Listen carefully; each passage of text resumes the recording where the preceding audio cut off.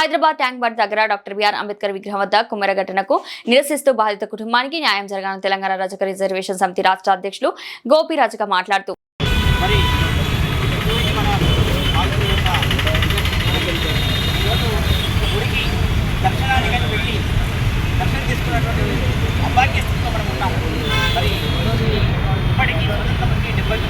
అయినప్పటికీ కూడా మరి భారతదేశంలో ఇలాంటి సంఘటన జరగడం నాకు దుర్మార్గమైనటువంటి విషయం. కాబట్టి ఆ రజక కుటుంబం పైన దాడి చేసిన వారికి తప్పకుండా వారిని అరెస్ట్ చేసి మరి నిందితులని మరి హత్య కేసు పెట్టాలని చెప్పి ఈ సందర్భంగా తెలియజేస్తున్నాం. ఈరోజు రాష్ట్ర 33 జిల్లాల్లో నిరసనలు, రాష్ట్ర రోగము మరి అది అనేకమైన ర్యాగింగ్లు జరుగుతున్నాయి. కాబట్టి దీన్ని కొనసాగించాలి. న్యాయం జరిగేంత వరకు ఈ రాష్ట్రంలో రజకుల పైన దాడులు అనేకమైన జరుగుతున్నాయి. కాబట్టి న్యాయం జరిగే వరకు పోరాటం చేయవలసినటువంటి అవసరం ఎంతైనా ఉందని అంతేకాకుండా మరి నిందితులు ఇప్పటికీ 6 రోజులు అయినప్పుడు కూడా ఎందుకు అరెస్ట్ చేయట్లేదు, ఎందుకు వారి పైన కేసు పెట్టట్లేదు? చిన్న గాయమైతేనే మా వాళ్ళ పైన కేసు పెట్టిండ్రు, వారిని చార్జ్షీట్ కూడా వేశారు. మరి ఈరోజు ఎందుకు వారిని అరెస్ట్ చేయట్లేదో మరి ప్రభుత్వ యంత్రాంగం, మరి పోలీసు యంత్రాంగం ఒకసారి ఆలోచించాలి. డిఎస్పీ కానీ ఎస్పీ కానీ మరి అక్కడ సిఐతో మాట్లాడితే సిఐ గారు నిర్లక్ష్యంతో మాట్లాడడం జరిగింది. ఈరోజు ప్రజాస్వామ్యంలో మరి ఈ పాలకులు ఎవరి కోసం పనిచేస్తున్నారు? అగ్రవర్ణాల కోసం పనిచేస్తున్నారా, మరి అన్నగారిన వర్గాల కోసం పనిచేస్తున్నారు? ఒకసారి ఆలోచించుకోవాలి. అవసరం ఎంతైనా ఉందని కాబట్టి డిఎస్పీ గారు చాలా నిర్లక్ష్యంతో వహిస్తున్నారు నాగర్ కర్నూలులో.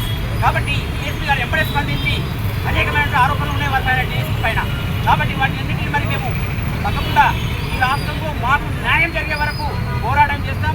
ఇది ఒక దుర్సు జరుగుతుంది రాష్ట్రంలో. ఇంకొకసారి ఎవరైనా మా పైన దాడి చేయాలంటే ఒకసారి ఆలోచించుకోవాల్సిన అవసరం ఎంతైనా ఉంటుందని చెప్తున్నాం. కాబట్టి ఈ రాష్ట్రంలో ఉన్నటువంటి 33 జిల్లాలో ఉన్నటువంటి రజక సోదరుల ద్వారా ఈ వేదిక ద్వారా, ఈ అంబేద్కర్ వేదిక ద్వారా, ట్యాంక్ బండ్ వేదిక ద్వారా మీరు నిరసనలు కానీ, రాష్ట్రాలు కానీ, మరి ర్యాలీ కానీ చేయండి. మన సత్తా ఏందో, మన ఐక్యత ఏందో, మన యొక్క సినిమా ఏందో మనకి స్టార్ట్ చేసుకోవాల్సినటువంటి అవసరం ఎంతైనా ఉంది. కాబట్టి తక్షణమే ఆ కుటుంబాన్ని రక్షించుకోవాల్సిన బాధ్యత మన పైన ఉంది. వారికి ఇల్లు లేదు, వారికి ఉద్యోగం ఇవ్వాలి, మరి వారికి ఆర్థికంగా ఆదుకోవాలి. అదేవిధంగా అగ్రవర్ణాలకు ఈ విధంగా జరిగితే వారు ఎప్పుడైనా రాష్ట్రంలో ఒక ఊరు చెప్పి నిరారదీక్షకు చెప్పి ఈ విధంగా పెట్టి వాళ్ళు ప్రశ్నలు ఉండి ఎప్పుడైనా పెట్టారా? దీనికి మరి వాళ్ళకు న్యాయం, మనకు న్యాయమా? ప్రజాస్వామ్యంలో అందరికి సమానమైనటువంటి హక్కు అంబేద్కర్ రాశారు. మరి సమానమైన హక్కు ఎటుపోతున్నాయి?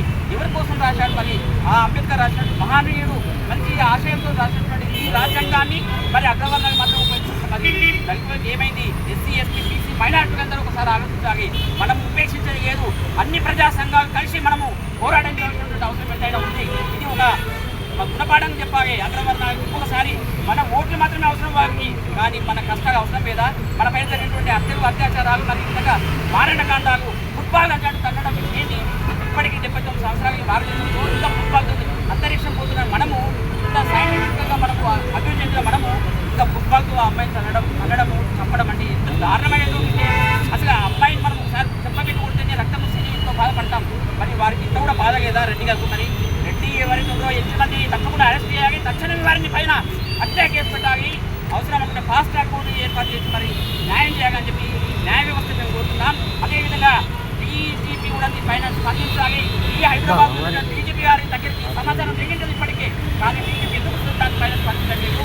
మరి కోడంగల్లో ఉన్నటువంటి రేవంత్ రెడ్డి గారు అదే ఉమ్మడి మహబూబ్నగర్ వాసి కాబట్టి మరి వారు ఎందుకు ఈ విషయం పైన స్పందించలేదు? ఆ రోజు మరి ఆ రెడ్డి అమ్మాయి పైన అత్యాచారం జరిగినప్పుడు వాళ్ళు ముగ్గురిని ఎన్కౌంటర్ చేశారు. మరి మేము ఈరోజు మా అమ్మాయి చనిపోయింది, మొత్తానికి చనిపోయింది, ఈ రోగాన్ని విడిచి మరి జరిగిపోయింది. మరి ఏం చేయాలో ఒకసారి మీరు ఆలోచించండి. ఆ రోజు అత్యాచారం అనేది చాలా నేరమే, మేము ఒప్పుకుంటాం. కానీ మీరు ఆ రోజు ఎన్కౌంటర్ చేశారు. మరి ఈరోజు హత్య చేసింది కదా, మరి హత్య చేసిన దాన్ని మీకు మరి దాన్ని మీరు ఒకసారి ఆలోచించి న్యాయమైనటువంటి డిమాండ్తో మేము పోరాటం చేస్తున్నాం. తప్పకుండా ఈ న్యాయమైన డిమాండ్కి మీరు స్పందించి మా వారికి న్యాయం చేయాలని చెప్పి తెలియజేసుకుంటూ మరి ఈ అవకాశం ప్రజా సంఘం అందరికీ